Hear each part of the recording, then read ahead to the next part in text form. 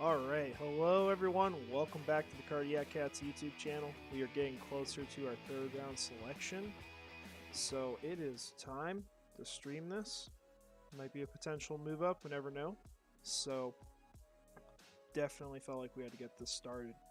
Right now, looks like we just got the 80th pick in by the Panthers. Gonna get our screen up here in just a moment. Here we go. So the Carolina Panthers selected DJ Johnson out of Oregon. There's still some really good talent on the board. Actually, let me fix this. Gotta go 3 rounds. So at this point, we're waiting for the Tennessee Titans to pick at 81. And we've got not too many picks until Jacksonville's back up on the clock. And hey, maybe they trade back a third time. Who knows? I mean, it's about the most unpredictable draft ever. So, really just looking for news on here in case anything drops. Can talk about some of these guys available as well. We've had some decent names go off the board here recently too. So, guys we've had off since the Jaguars last drafted. You could throw in Zach Pickens if you want. That was a name they were linked to. Not this high, but more so, maybe like in the 4th round, you kind of figured. Also has a good picks. Lions picked up Hendon Hooker in the 3rd. Nice pick by them. Tank Dell went to Houston. Not something you want to see for Jacksonville. Cardinals also having a pretty sneaky draft here. Ended up trading back a bunch, and they even used one of their picks they traded back to trade back for more. So essentially, they traded back so the Texans could get Will Anderson, and then they used the Texans' 33rd overall pick to trade back again for an additional 3rd and a move up later around the 4th, I think, from the Titans, who got Will Levis. So every draft pick involving a guy named Will has involved the Cardinals trading out of that pick. So interesting fact for you.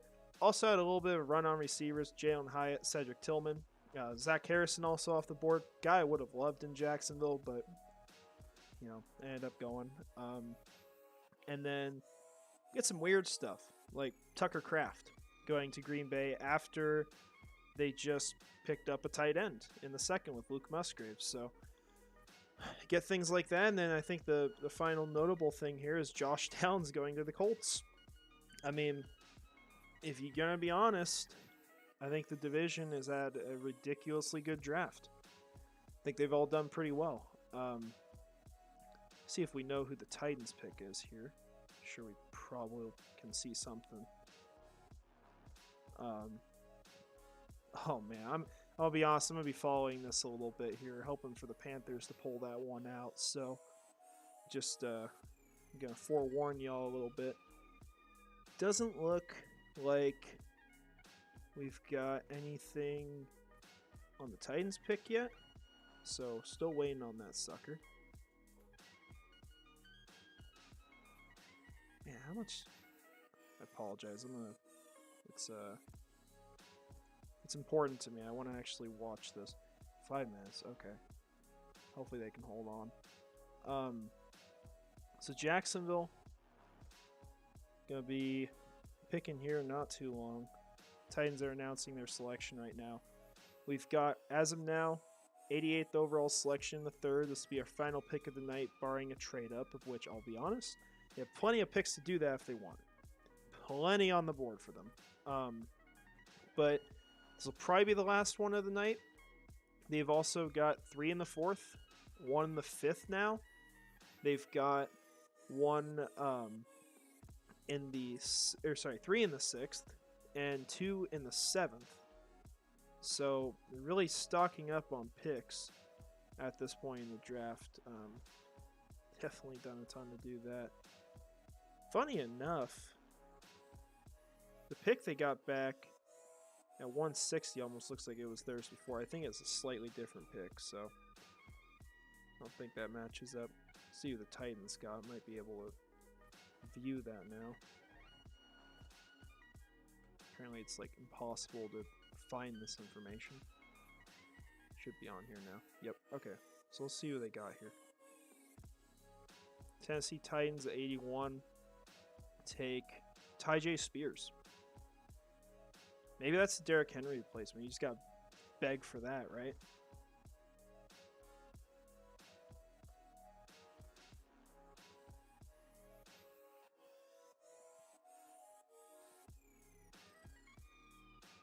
Sounds like Titans fans are also trashing the Jaguars at the draft right now. That's funny, coming from a trash organization. Got, man, not a whole ton going on. Just really waiting here. Talking about wide receiver. Or wait, sorry, my bad. I misread that. I thought it was WR.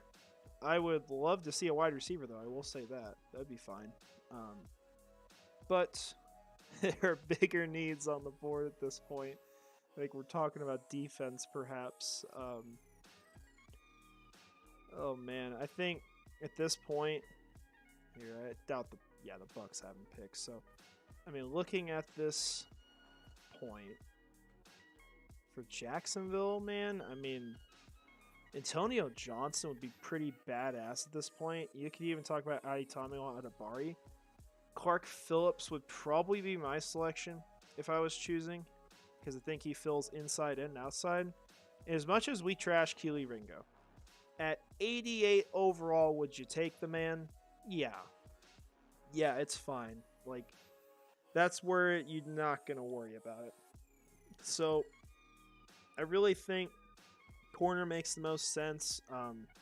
Corey Trice is another guy you could throw into the mix, kind of a sneaky riser late in the process, or at least among the general draft community. But, I mean, at the same time, here's the thing. Like, we talk about these guys as if they're, actually rising on these boards for the actual team, and it's just simply not the truth. Like, how the draft community views these players is much different than the organizations. We don't know much about them talking to the players, how they feel about them, all that. And sometimes there's just interactions we don't know of that cross a guy off the board. And, I mean, perhaps that's what's happened in the second round. Maybe with a guy like Torrance, that's potentially the case. I don't know that, but I think that's kind of what you get and why you get these drafts that literally no one in the world can predict at all.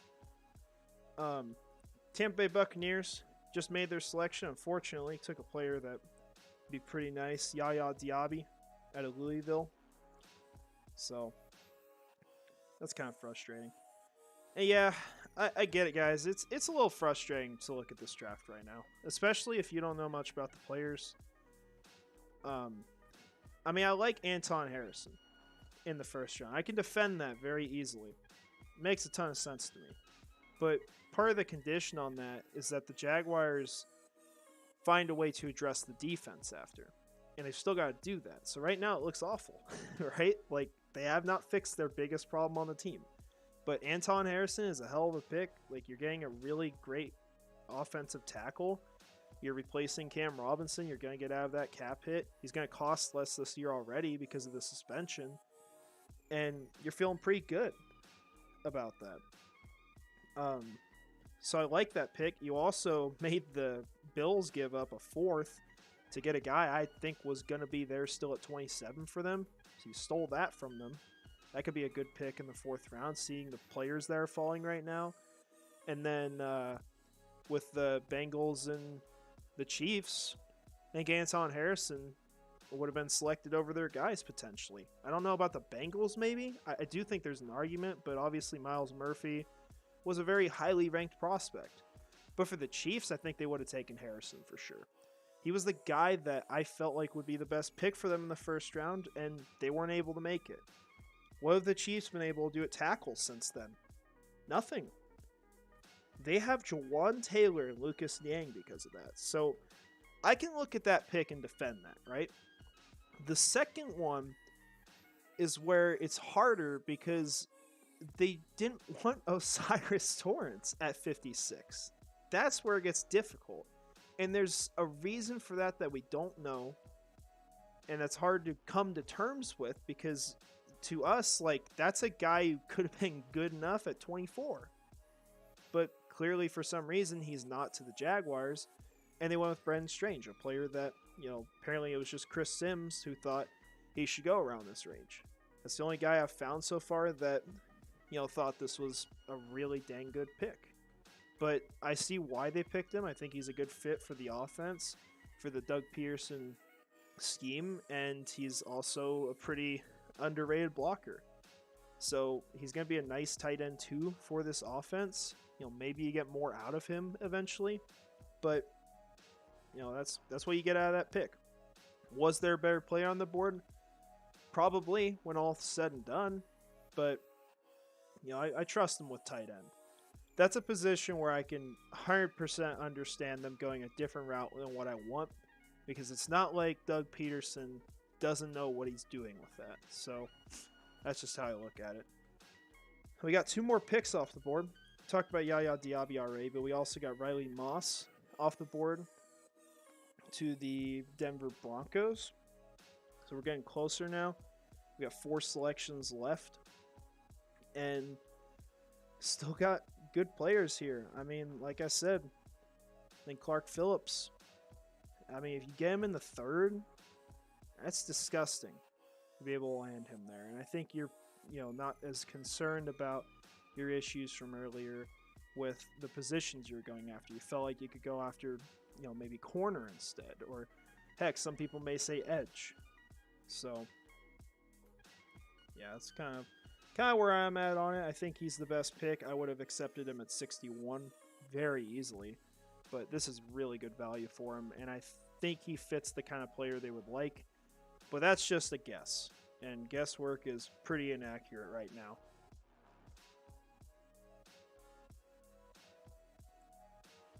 So that's what I'm rooting for. Who are you guys wanting at this point in the draft? Who's left on the board? Trying to mention a couple other names here. Chandler Zavala. I don't think they need to hit offense again, right? But with Zavala, you get a pretty good guard. I think he could work pretty well for us. Guy who's not going to be on this page, as far as I know, is Xavier Hutchinson. A lot of people got low on him, but dude is practically a replica of Marvin Jones, and a pretty dang good one. I mean, he's about the same kind of receiver. He's also versatile. You can play him in the slot, and I think he's the perfect kind of guy if you want a backup for your offense. I think it's really the last big thing they need to worry about, because guard isn't a massive concern, because you could just put one of your tackles there. And if one of your tackles needs to kick out because of an injury, you're just putting Ben Barch in. So are you improving over Ben Barch at this point? Not really. Andrew Voorhees could be a sneaky pick. I get 100% see Doug Peterson going after that kind of player. Andre Carter, I mean, at this point, it's not bad at all to go after a guy like that. A lot of people like JL Skinner. He's got the injury concerns right now, but that wouldn't be too bad. Finally see Xavier Hutchinson there. I think those are the big names that I would think about at that point in the draft. Now, I believe we just got this next pick in. I'll reload this, but we got Devon Achane out of Texas A&M going to the Miami Dolphins. So another player that really is not going to be on the board not going to be considered much for Jacksonville, I would imagine, goes off the board. So you're fine with that. Not really stealing someone that you'd love here. So we'll accept it. You really just got 3 selections to wait. Probably not much of a reason to trade up at this point with the different guys available. See if we got anything new here. My notifications are literally just Dilla saying stuff constantly. Oh. Okay, that makes me happy. I'll retweet that one. Oh, man. Too bad I work on Sunday night when they play.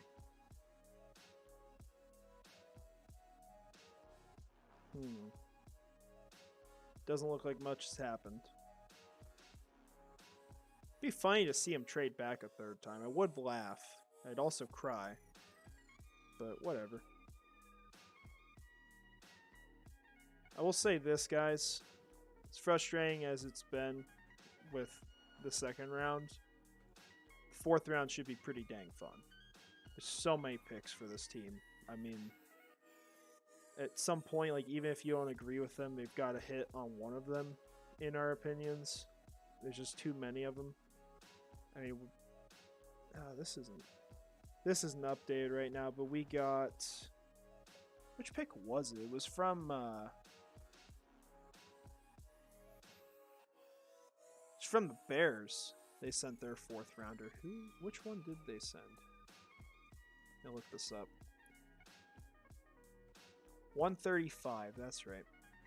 So we own all these, and then we have the final pick of the fourth round. So compensatory one. That's not bad. Doesn't look like they're going to move. Like I said, no reason really to do that.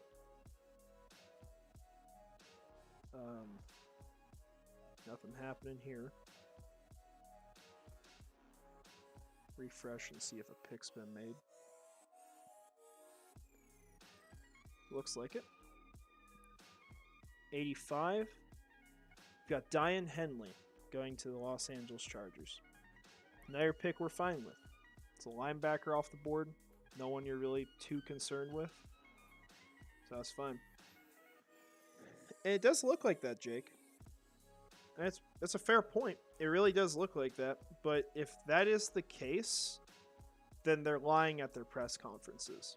Because, I mean, unless they said something different about Brendan Strange, they made it very clear with Anton Harrison that was the best guy on their board. And there are people out there who think he is the best tackle in this class. Whether or not you agree with that. I mean, just look at what the Chiefs selection in the first round said. Felix Anudike-Uzomah said he was the best tackle he played against in college. You know, there's reasons to like Anton Harrison more than other guys. Now, I like Paris Johnson the most out of this class, 100%. But after him and maybe Broderick Jones, it's probably Anton Harrison after. I'd probably have Harrison, yeah, I mean, maybe actually 3 behind Skoronski. I'd probably have him above Broderick Jones because he's a little more polished. But, I mean, that pick, that was the best guy on their board. In the tight end pick, feels hard to believe it, but I could see why they see something in him. Because like I said earlier, he looks like that kind of tight end that'd fit in this offense. Just don't know if he's a number 1 someday. We'll see what we got. A6. Trenton Simpson, finally. My gosh. This guy's been sitting there forever. That's a nice pick by the Ravens. I think what did I say? Who was it? It was, yeah, these are the top guys on the board for me on my big board. And so Simpson's finally off. Now, Darnell Washington, the rumor, you see it here, so he's been pushed down due to ankle injuries. So that's why he's not been selected yet. You could steal him later. I mean, would you be mad if they spent a 4th rounder on him? I wouldn't. It wouldn't be a huge deal. You know, you picked up extra picks and you steal Washington that late, you feel pretty good about that. But I don't think they need another tight end. I think the room's pretty well filled and you've got guys that fit your kind of offense. So I don't know if I'd do it. I wouldn't be mad. And then obviously DeJuan Jones, but he's not really much of a fit. So at this point, we're still talking about Clark Phillips, in my opinion. I mean, this guy, if you weren't looking at size, could argue he's among the very best corners in this class. Just my thoughts on it. We should here in a moment have the Vikings pick in. Should be on the clock. So not that far away from our selection, seeing if they trade for the 1,000th time in this draft, which really means the 4th.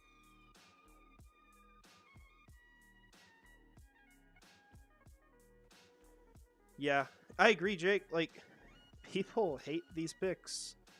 I mean, and I've been one of those people who have acted like that in the past.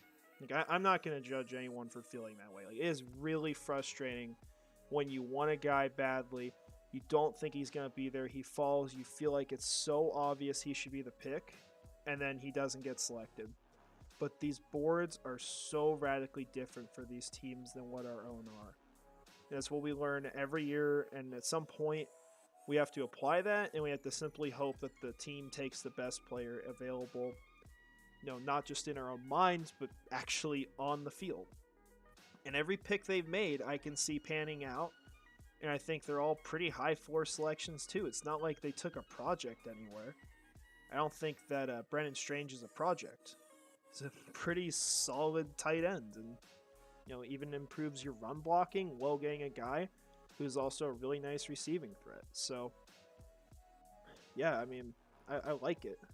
And, yeah, right now the depth is in the secondary. A lot of corners you could still like here.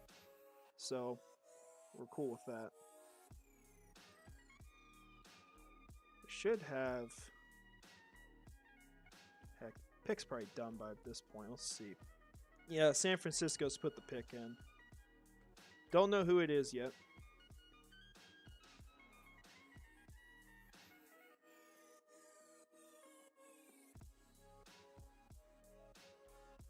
Gosh, what do we got here? I want to see who we're working with.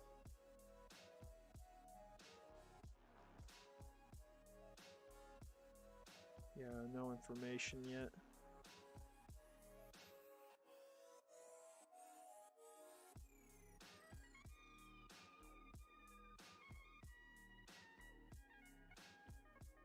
Try to reload this.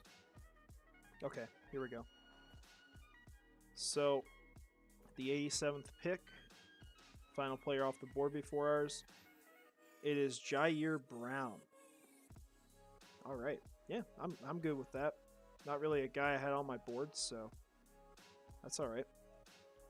So, I mean, I made it pretty clear. Like, I want Clark Phillips here. He's the best player. And I don't think that's really a terrible opinion at all. I think it's a pretty good opinion. I think he's a guy who should have gone early in the second. I wouldn't be mad with another corner. I think Antonio Johnson very much has a case to go here.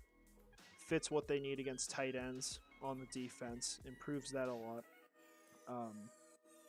You also look Travis Hodges-Tomlinson, small size, decent corner, but I feel like he's slightly worse in everything than Phillips, so I wouldn't prefer him. I would clearly think Phillips was better, because I don't think Hodges-Tomlinson does anything like better than Phillips. But you've also got Corey Trice. Don't know if I said it, but Keely Ringo would still be... he'd be in consideration for me. I like other players here more, but if we pick Keely Ringo at 88 in the draft, I'm not going to be angry. And it sounds like the pick is in for Jacksonville. So, let's see who this is.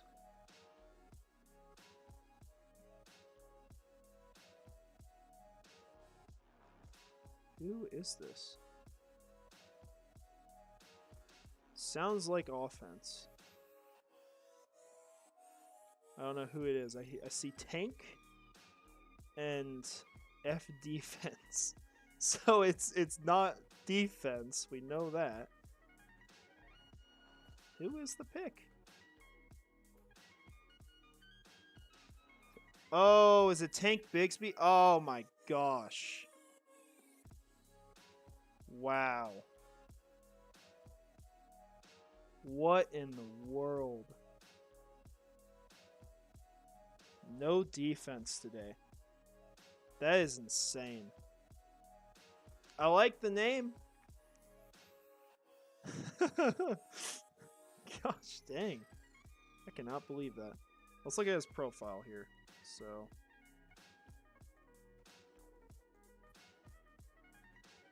that is a bizarre pick.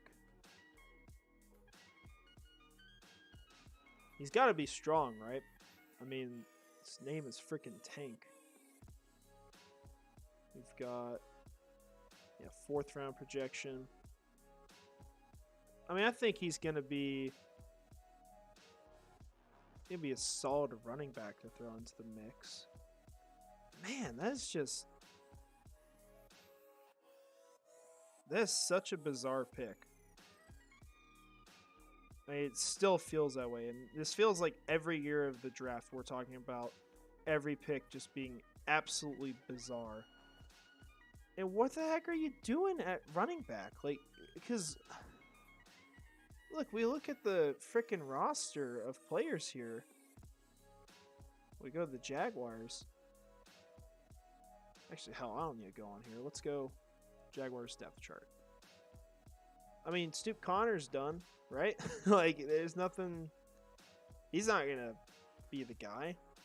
I mean, that's a waste of a pick. I mean, you have 3 guys here. What is Tank Bigsby offering you that you don't have? I think that's my frustration with that. You know, it's the 3rd round. I don't think that's a pick that's going to move the sticks in any way, shape, or form. I mean, did Hasty get, like, any guarantees on his contract? I guess that actually could probably be seen on Over the Cap. I don't agree with that. I don't think that was a good decision at all. Don't like that pick. Wherever this dang calculator works. I'll actually look at this. Yeah, I don't like the end of this day 2 for Trent Baalke. That's for sure. Michael Hasty. Yeah, there's no point in cutting him. Literally no point at all. You've guaranteed 300,000, and we're talking about pennies essentially. You know, at this point. I mean, in terms of the salary cap and how large it is. In that 2nd year, like, you'd save a little bit. Yeah. I mean, if I had to take any guess, like, they must just really think he's too damn good of a running back to pass on. I mean, that's as simple as it is. But I don't agree with that. I don't think that's a great move. Man. There's just too many other players you'd rather go with. I mean, like Aditomi Adebari, like, I'm not even a huge Edge fan, but I would have gone with him. It'd be a hell of a pick. Especially in the 3rd round. People had this guy as a 1st, so. Man, not what I thought would happen here. Maybe they trade back into the 3rd. It's possible. Yeah, I don't know what their plan is. We'll see it for sure here. Yeah, Tank Bigsby. Man. I mean, they load on offense. Just don't know how they're going to carry all these players on the freaking 48 that play on Sunday. No clue. And it's funny because last year, we all wanted offense in the draft, right? That's what we were all begging for. We wanted this team to load up. We didn't really trust what they got in free agency. And then, now we want defense, and they're going all offense. Well, last year they went all defense early on, aside from, Luke Fortner at center? Yeah, I'm curious as to the reasoning for that one. So I'm definitely going to watch that up and kind of see on that. Something tells me that they're going to be trading some of these 4th round picks for future ones. Like, they might try to get back value that they lost for the next draft with the Calvin Ridley trade, perhaps. But yeah, I can't defend that one. That's a weird pick. So, Yeah, that's all I've got here, though.